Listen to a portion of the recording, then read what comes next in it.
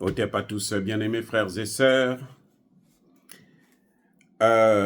Nous revenons sur les nouvelles du front. Elles ne sont pas parfaites, ce ne sont pas ce que nous voulons, ce que nous souhaitons, mais nous encourageons toujours nos forces loyalistes, les Wazalendo et les FARDC, pour un travail formidable qu'ils sont en train d'accomplir sur le terrain, même s'il y a beaucoup de traîtres encore qui sont dans les rangs de l'armée congolaise et que le président Tshisekedi, jusque-là, ne prend pas la décision radicale de les éradiquer. Mais on apprend ici et là que Minova serait tombé dans les mains des terroristes du M23 et de RDF. Non, c'est faux.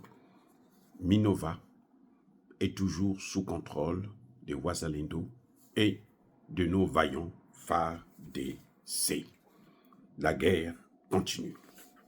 Alors, il y a toujours de sérieux combats.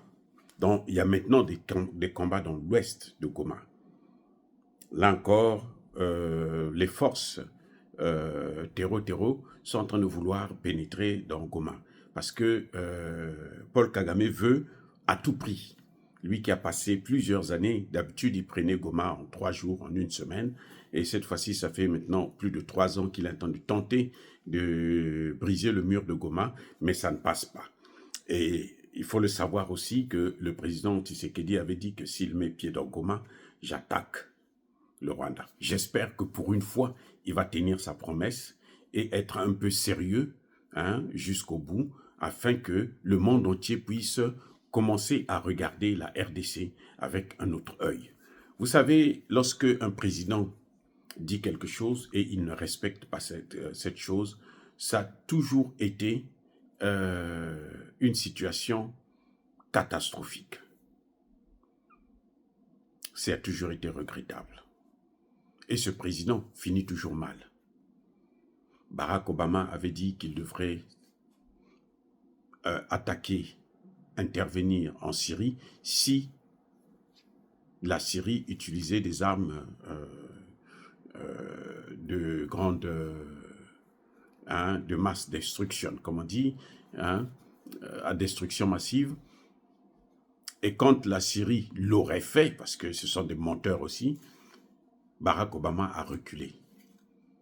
C'est là que les Russes ont compris que eux là, ils ne valent rien et ils ont intervenu en Syrie. Donc, j'espère que le président Tshisekedi va reprendre ses responsabilités.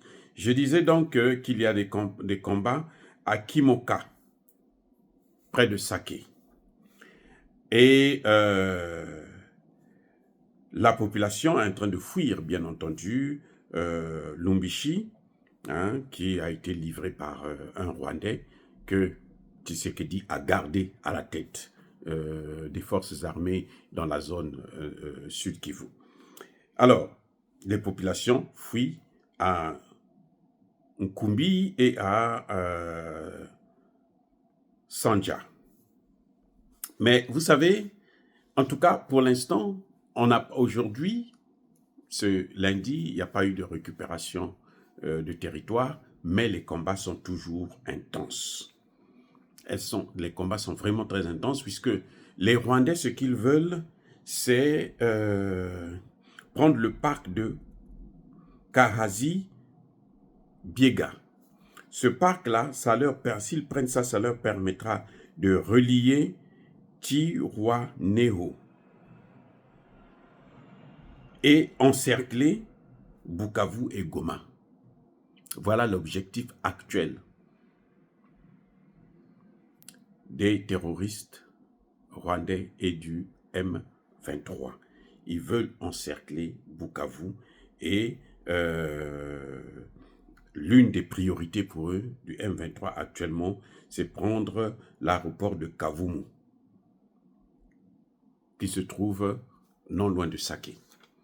Donc, nous comptons sur les FARDC, sur les Wazalendo, de ne pas baisser les armes. La seule chose que je constate qui me déçoit un peu, c'est que vous allez constater que quand il y a, dans ces combats, c'est toujours les M23 et les FARDC qui attaquent. Les FARDC sont toujours en position défensive. C'est-à-dire qu'on les attaque et puis ils se défendent. Or, quand vous êtes dans une situation comme celle-là, il faut que vous preniez l'initiative. Prendre l'initiative, ça veut dire quoi? Ça veut dire que, quelque part, ce sont les FARDC qui doivent attaquer. Il y a des moments où les Wazalendo attaquent. Mais les FARDC doivent prendre l'initiative d'attaquer les positions des Rwandais. Parce que c'est la seule façon de les affaiblir, à mon avis.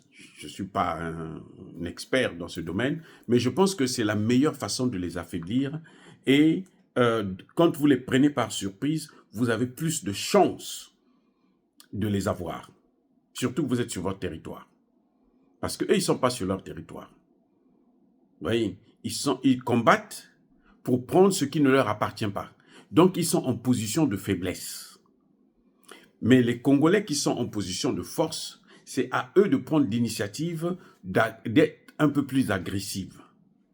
Plus agressifs plutôt. Je crois que ce serait la meilleure des solutions pour récupérer plus de territoire. Au lieu d'attendre toujours qu'ils soient quelque part, et puis quand on les attaque, ou bien quand ils récupèrent, eux ils sont là, ils attendent seulement qu'on les attaque, au lieu de continuer à avancer et récupérer les territoires.